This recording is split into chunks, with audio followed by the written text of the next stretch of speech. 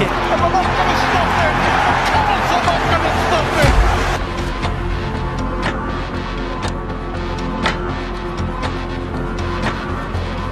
Ash Hanley finishes it off! Jack Bird with his first Leeds try.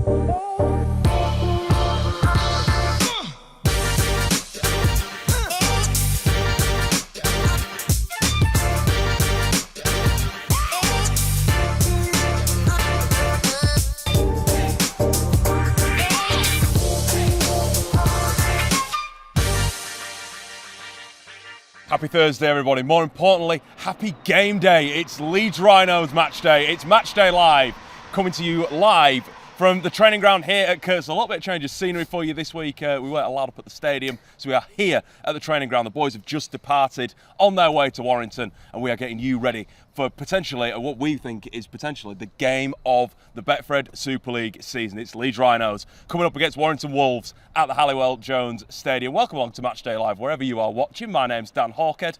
A pleasure to have your company. I'm joined, as usual, by BBC Radio Leeds' Jack Conlon for this one. And the boys coming into this game and off into this huge clash with Warrington, not only off the back of a big win against Toulouse last time out, Jack, but crucially a big win in round 6. So as pair the two together, the Rhinos are in a really strong position to take on what is a really strong Warrington outfit, isn't it? They are, yeah. It was an interesting game, wasn't it, against Toulouse last week, on balance, when you sort of look back at it. Some really impressive rugby that they played, but equally, you look at that middle period of the game, the end of the first half, the start of the second half, where Toulouse clawed their way back into it and made it a really interesting contest. Probably not the finest moments for Leeds, and an area which I know Brad Arthur said in the week in his press conference, certainly those scrum plays, they will after review and after just work on a few little bits. But regardless, it was still a very much convincing win. Again, another team that they've put 40 odd points on, which I think is in itself a tell at just where they're at, certainly confidence wise in attack, and barring that middle chunk of the game, the confidence in defence as well. So yeah, not their finest performance of the season, but ultimately games like that you need to get one, and that is what they did. We said coming into the game, didn't we, here on Matchday Live, that I think it was always going to be a slightly tougher opponent in that you always got to France. It's always a bit tougher when you do make those extra trips out to European soil, whether it's to Conlon, whether it's to Toulouse. Yeah, I also got scared by those scrum plays, but actually at the same point, the fact that we clicked into gear that first half really showed what we could do, and get the points on the board in the 40 minutes really decided the performance, didn't it? I think so, yeah. That quick start, and especially the way they ended the game as well, the way they finished it, the way they brought it home. I think that's absolutely right. They've been doing that of late. They've been starting strong and ending strong, and it's just that middle point that perhaps wasn't there against Toulouse. But I don't think that's a massive concern.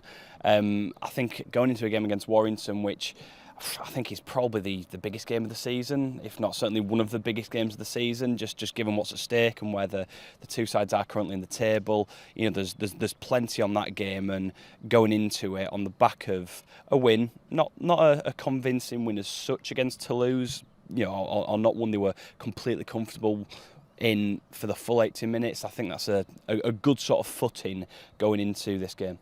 Absolutely, and of course the Rhinos got the win in form against Warrington last time out in round 6. Like we said, it was the 30th Super League celebration. Seems like quite a long time ago. I can't believe where the season's going. But a note for the Wolves coming into this one: 6 games unbeaten. Sam Burgess's team really on fire, and not maybe the convincing performances. They're not absolutely blowing teams out, but at the same time they're finding ways to win and getting crucial wins in with that game in hand, which we could say could prove so crucial come the end of the season. It's a fascinating contest, isn't it, this one, between Warrington and Leeds. The top two in Super League, as it stands right now, 4 points separating them with that chasing pack. And you look at the table, it is so intriguing, especially now we're past the halfway point in Super League, and just looking at how tight that has got, what a win would do for Leeds in this game, in this scenario, equally for Warrington, I guess, as well, just putting that gap between themselves or increasing that gap between themselves and, the teams from third downwards. I mean, a win for, whoever wins this game ultimately,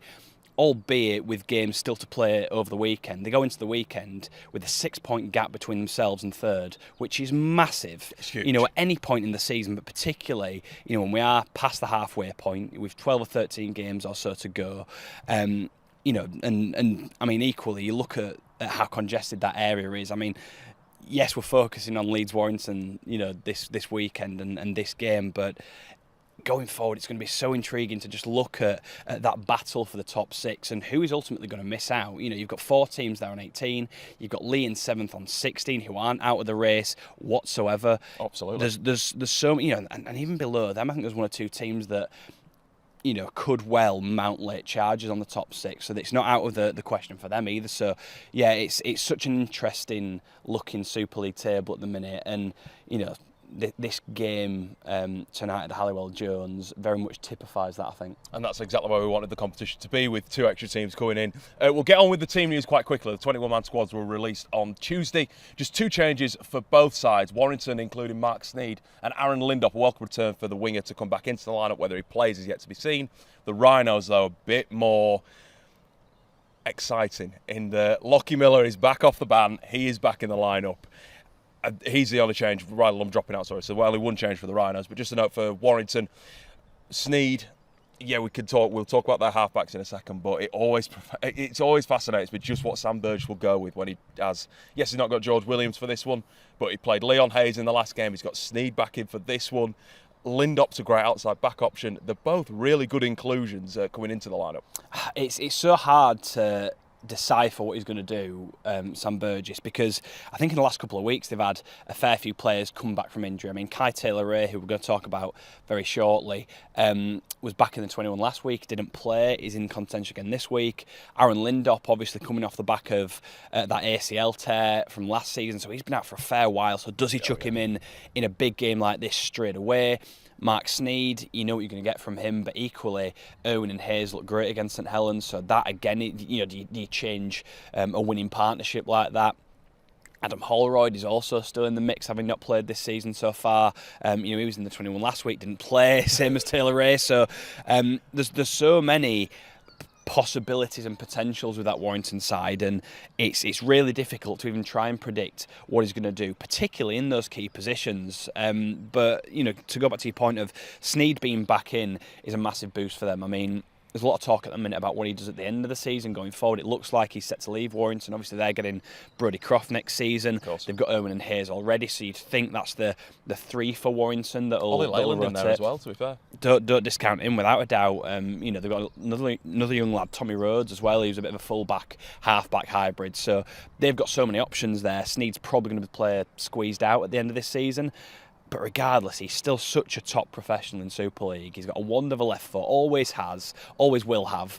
Yes. And just, if you're wanting to call on an experienced head to maybe steady the ship, or, step up in those clutch moments, he's your man. But they've got Hayes and Irwin, so who does he go with? I think Irwin's your one lock-in. It's probably between Sneed and Hayes, isn't it, really, as to who partners him in that scrum half position. But regardless, there's options there, and it is so difficult to try and predict what Sam Burgess is going to do. We're not going to try and predict it. They're judging off on our record this year, and particularly against St Helens last few weeks ago. Note as well that there's 7 England internationals, or England include guys who've been included in Brian McDermott's extended squad. Nice to see both clubs obviously got, I think it's 8 altogether. There's just George Williams not playing in general. But for the Rhinos, just a quick note on them. Obviously, it's got Callum Watkins, Ash Handley, Mikolaj Ledsky, and Jake Connor has got a nice inclusion into that 38-man squad. Just after that news was announced yesterday, just your thoughts on that? Yeah, I think it's really positive for Leeds. Ash Handley being included as well, I think he's a big sort of nod to what he's done this season. For me, he's been one of, if not the best centre in the division. He's just taken his game to another level. He's got that leadership about him now. He's shouldered that, and really looks in control. Of that captaincy role, and leads from the front. I think both in his performances, and certainly when you watch him from the stands, he seems to have a real calmness about whenever he's speaking to the group, whether it's behind the sticks after they've conceded, whether it's back in the middle of the field after they've scored a try. You know, he's very much taking court constantly, you see, which is, again, a good thing. I think it's something that he's certainly grown into down the years. He is, of course, one of the more experienced players now in that squad. He's been on quite the journey at Rhinos down the years, but yeah, it's fantastic to see him in. Obviously, Jake Connor as well.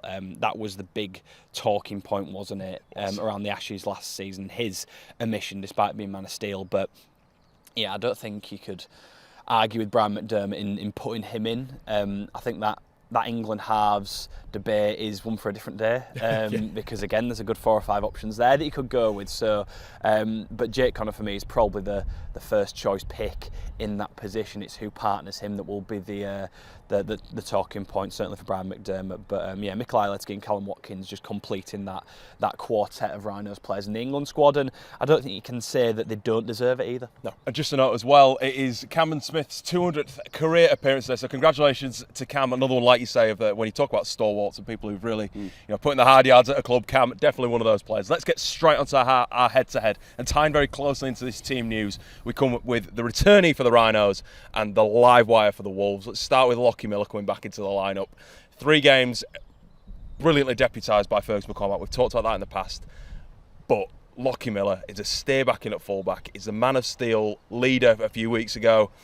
He's absolute dynamite on the field and will be such a big returnee, particularly for this clash tonight, won't it, Jack? Without a doubt, and he'll be round to go, you'd imagine as well, after missing those 3 games. You wonder if he's the kind of player that would benefit actually from an extended break off, just given the explosive nature of how he plays and what he adds in that sense. You know, he'll be fully fit and ready to go going into this game. I mean, you just look statistically, he's still well up there when it comes to some of those charts. I think I'm right in saying that he's still up there in clean breaks and some of the carries and the meter stats as well. He's only second now to Ali Oshel-Bott's exactly. ironically jumped him in tackle breaks, but like you said, particularly from Raya's point of view, carries, meters, he tops the chine all of them. Exactly.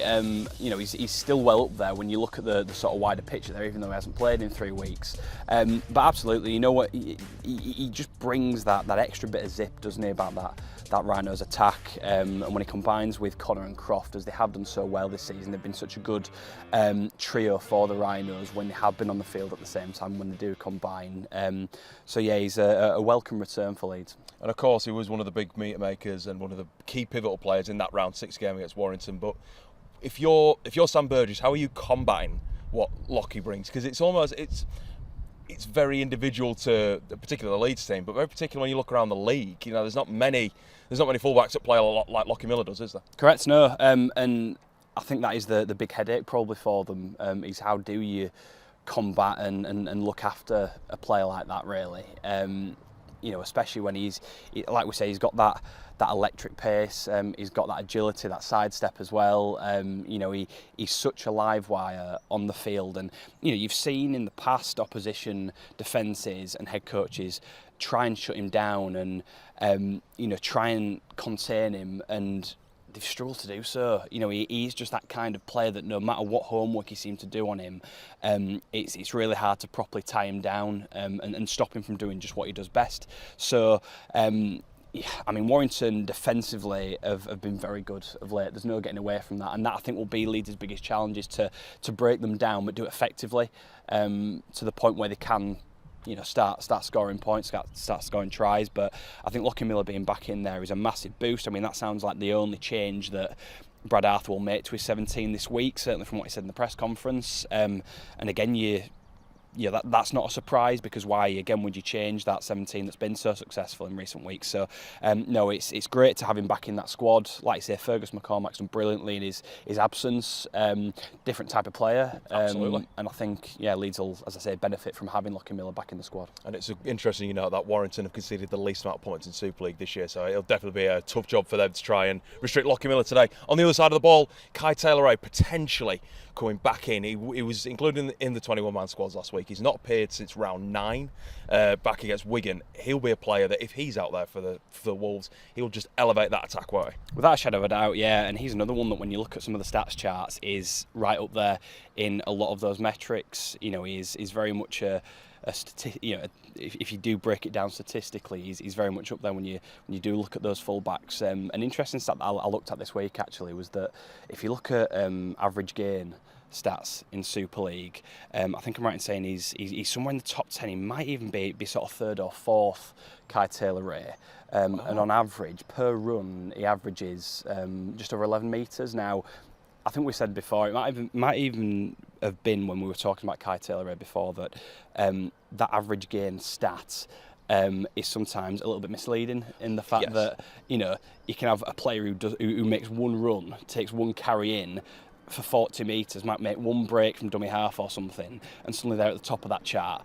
But crucially, Taylor-Ray is the only player in the top 10 that has made more than 50 carries, and yet still has that 11 metre gain per carry on average. So, that just gives you an indication of just how dangerous he is every single time he does get a hold of the ball, if that makes sense. If I've broken that down correctly, I think I have. I think it does. Plus, we love a stat here on Matchday Live, so exactly, love that. Exactly. But, he is such a dangerous runner of the ball, regardless of where he gets his hands on it. I think we've seen him attack from deep a lot this season. He's very much one of those that if he sees even just the smallest semblance of a gap, he'll go for it, and often, produce, it might not be a try or points, but certainly get his team on the front foot. So yeah, he is such an important player for them. The big question is if he plays. Yes, and that is the real trivial part of Kai Taylor-Ray going into this game is will he play? Which is a big question, and just what that Warrington backline will look like if he doesn't play. We've seen Josh Thulis be excellent in that role. And I mean, just a note on Thulis as well, you'd imagine he's a player that will be seething that he's not been named in that England performance squad. He was a real surprise and mission. So whether or not he'll have a bit of a point to prove in his own mind to Brian McDermott and those selectors, we'll wait and see. But I mean, regardless of who they put up fullback Warrington, they've got two very viable options there, and two options that could well, cause some real threat to the Rhinos. A tight-lipped Sam Burgess, not giving anything away to whether we will see Kai Taylor-Ray tonight. But that really is a great segue into our key players, Jack. Josh Thulis, we earmarked last time we did Matchday Live with the build-up to that Warrington home game. It's no surprise we're doing the same again because he's having one of his best seasons. Despite being, some would say, out of position, he's very much moulded himself into that fullback. That fullback position, obviously, spent a lot of his time on the wing. One of their leading try scorers with 10 this year. I think he's almost been ever present for them this year. He is one of those players that will be seething not to be in the England squad. But when you look at Warrington's success this year, you can definitely earmark it on how he's stepped up, isn't it? I think what really benefits Warrington with a Josh Thulis is it's clear, and you can tell when he plays at fullback, when he does have to deputise there, and that's a player that he came through the academy playing, or position, sorry, he came through the academy playing. He doesn't look like a winger trying to be a fullback, which, you sometimes see players that are put in that position. Again, needs must for some coaches. If they are without options at fullback, they'll put a winger there just because they can catch, they can return a ball, they can do those fundamental basics. But what they really then sometimes lack is someone who knows how to take on a line, when to pass at the right times, because as a winger, you're not often finding yourself in those situations. Whereas Josh Thulis, again, as I say, is coming through the Warrington Academy as a fullback. He I guess instinctively knows what to do in those situations. Again, if you can fit him and Taylor-Ray into a side, then Thulis does go back to that wing, but it's good to see that he's not left behind some of those traits, those fullback traits that he will have learned coming up as a young fullback. And I think that's a real asset to Warrington, that they can chuck a player like that in, who was usually a winger, into that fullback spot, and he still very much does the job to a high standard. And a standard that means that Warrington don't lose any of that attacking impetus that they have when Kai Taylor-Ray is there. And I think that's the real, for me, that's the real, what's the word? The real benefit of having a Josh Thulis is that, he does a lot of the defensive stuff well. I mean, you look at that Saints game last week as well, actually, a couple of big try savers in there. Yes.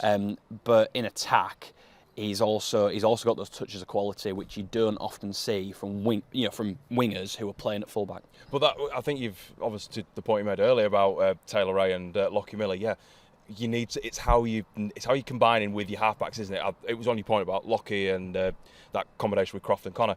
Thulis has done that with a change in halfback situation every week. Yeah, we've talked about that a little bit, but he's able to still with the luxury and the most consistent name, even when they've chucked Irwin in there, whether it's been George Williams, whether it's been Leon Hayes, whether it's been Mark Sneed, he's still been able to be as consistent as he can. That can't be an easy thing, and I think, like you say, it comes down to playing the position and knowing the position from such a young age, isn't it? And as well, it comes down to, again, that group of young players that Sam Burgess has trusted. There was a really good graphic, I think it was Sky who put it up, I think it was last week after the Saints game, actually after the Saints win, and just a breakdown of this group of young Warrington players. And I think Theus is actually one of the older ones, despite the fact he's still in his early to mid-20s. But you look at him, you look at Irwin and Hayes, you look at Holroyd in the back row, you look at Luke Thomas, Max Wood, who's out at Hull FC at the moment, but still part of that group. There's so many players there that you can pinpoint. Taylor Ray, of course. There's so many players you can pinpoint there that have been pushed through in this past couple of years, and I think for Warrington it's been a case of a bit of short-term pain for longer-term gain, because regardless of how long Sam Burgess is their head coach, he's overseen an evolution almost of their academy and their reserve squad to push them through into the first team, and those sorts of players are very much at the forefront of that. And provided Warrington are able to keep a hold of them long term, you've got the real semblance and the real foundations there of a really successful side, I think, going forward. And a lot of them have experienced that some of those tougher times. Of late, when they've been on the end of poor scorelines and when things haven't gone their way, and Warrington have been the team that have had the mickey taken out of them at times in the past few years, particularly when it comes to Super League. But I think you can see there is a real strong team, strong foundation building there on the back of your Irwins, your Taylor Rays, your Josh Thulises, and like I say, if those players are there long term, then I don't see why Warrington can't, for this next sort of 10, 15 years, have a period of perhaps not dominance, but certainly, high quality competition. And I don't think it's a surprise that their reserves and academy over last year, and that's trickled into this year, are doing as well as they are. One of those academy players who has definitely stood out and will be definitely up for, I would be very surprised not to see him in the Young Player of the Year scenario. I know it's quite early to call that. Ewan Irwin, such a young halfback, such a raw halfback, but someone that Sam Burgess, I think he said after the Saints game himself, just from when he met him, just trusted him, and they were on the same page immediately. That's really helped him bounce into what has just become a sensational year for such a good homegrown player that Warrington have, isn't he? Without a doubt, and he breaks the game against St Helens, doesn't he, with that wicked right foot step and scores that try, and he scored a similar try earlier this season. I can't quite remember exactly which game it was, but it's clearly something he's got in his game, isn't it? That bit of footwork, and as well, you can't write off the fact that that's a big game he's had to play in there. That in itself, yes, this is a big game because they're top two, but equally, Saints and Warrington, two teams that are well up there at the minute. Saints perhaps not in their pomp at the minute, not really in form as they'd like to be, but regardless, still a tough opponent on the day. And Irwin stepped up when it matters to score a decisive try there, and I don't think it's the first time, it definitely won't be the first time, in fact, that we see Ewan Irwin step up in a big game, because he strikes me as, yes, someone that's young still, but does have those big game moments in him. Now, I thought the Rhinos did a really good job of restricting him, when it was at Headingley, that win for Leeds back in March. I thought they did a really good job of just marshalling him and not letting him have too much joy at all. It was perhaps a bit of a lesson for Ewan Irwin that night as a young player still, that yes, teams will target you and teams will shut you down and you're not going to have it all your own way, not for the want of trying, but he was shut down well on that evening, by the Rhinos. But regardless, there's clearly a player in there, a very good player. I mean, at the start of the season, Andrew Johns was singing his praises as well, and that is some praise from a person like that. So he's a fantastic player. There's no getting away from that. He again is probably going to be in the England picture in not too many years' time. You'd imagine he'll be in that conversation. And he's a player that I think has really stepped up, particularly when you've seen him and Hayes paired together, and he's almost had to be the experienced head or play that role of the experienced head and step up and take control. He certainly has done that. And he's happy to do that. That's the more important thing as well. When you look at like your George Browns and esque like that, if those two players could be the next generation of good British halfbacks coming through, I think we're in a really good spot. Interesting, on how they played in that last game up here at AMT Headingley. Josh Smith got 2 tries in that game. He was your other pick for this week. Came over with a bit of excitement. I know from when Warrington announced him, fans were very excited that they'd got Josh Smith, a relatively unheard name. I'd never heard of him coming out of the New South Wales Cup, but the Queensland Cup, but has definitely hit the ground running. And again, another one of those players that has been providing the tries and really elevated that outside back core that did have a total redo in the off-season, didn't it, with him and Hopewati coming in. Without doubt, and I think that's another point that's worth making, is that Warrington have clearly now clicked onto something good, and they've brought, in tandem with bringing through some of these younger players, their overseas recruitment has been really good this season, which again is an area where they, in the past, have fallen down on somewhat. Josh Smith and Albert Hopewati both been fantastic. Josh, I think they're both on 8 tries now in Super League. Josh Smith in particular, in the past 2 or 3 weeks, has been outstanding. I mean, against St Helens last week, puts that trying to play it for Hopewati at the end of the first half, makes a break from deep in the second half, to, I don't know if that levelled the game actually for Warrington, it might have done, but scores that individual full length try. He's a player that not many thought of.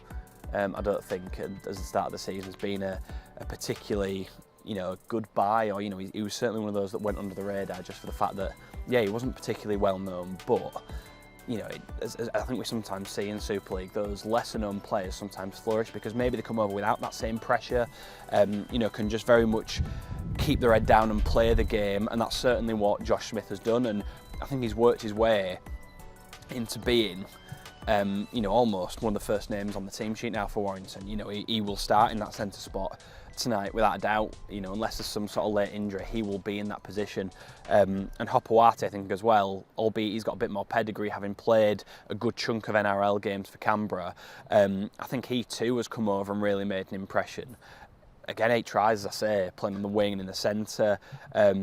Another one that I think is up there in terms of, I think he's in the top 10 in a good few of the statistics metrics as well, which I think is always a good sign. Always helps, doesn't it? Exactly, it does. But I think he's another player that came over with not a massive reputation. He wasn't a big star, was he? No. A lot of people probably knew the name, but he wasn't a huge star, and he too has absolutely excelled, whether it's playing on the wing or the centre. So I think, 2 players there that very much typify Warrington's overseas recruitment this season as being a lot more successful than it has in the past. Perhaps with the characters they've gone for, and those lesser known players in a way, but I think, going back to the original point, circling back to Josh Smith, what a player they've got there really on the hands. He's a real talent, and I think you can see that he's got a good turn of pace, but he's also really strong in defence and going forward as well as a centre. So I think he too, especially on the basis of his last 2 performances, will be a real man to watch for Warrington. And I'm going to chuck Toff Sipley in there as well. He didn't play in the game against Headingley, but up at Headingley, but he's back. Hopefully, should be in for a run out. He's looked really great off the bench, just a bit of that power prop. We will see just what Sam Burgess has lined up, along with Brad Arthur, what he's going to target them with. The team news is coming to you very soon. Just one last thing before we leave you, just to note where you can tune into today's game. We are on Sky Sports Action. Of course, the biggest game deserves the biggest stage, and we are on the live broadcast. We're not on a Play On Us stream this week. We are on main Sky channels on Action and Plus, so you can watch it on there, which means we're not on Super League Plus for you subscribers. You can watch that about 24 hours after the game. If you're out and about and you need to listen in, you can't quite get to a TV, but you want to listen, our great friends at BBC Radio Leeds. Jack, have you guys covered the game? We are, yes. All frequencies on BBC Radio Leeds from 10 to 8 is when we'll be on air from. Myself alongside Phil Kaplan, 4020 editor. So myself and Phil, your commentary team over at the Halliwell Jones. No better people to guide you through the 80 minutes of what will just be an absolute warfare there at the Halliwell Jones Stadium. Also, also keep in touch across with us at Leeds Rhinos across X, Facebook, Instagram, TikTok, YouTube. Make sure that you'll catch up on all the post-match content, as well as all the extra things coming your way, such as on Rhinos TV Plus for you subscribers. We've got the under-18s taking on St Helens at Stanley tomorrow night, so that'll be an interesting one to watch out for. Well, my thanks to Jack as always. It's a great guest, great insight. We hope you've enjoyed this one at home, wherever you've watched. My name's been Dan Hawkhead, and team news is coming next.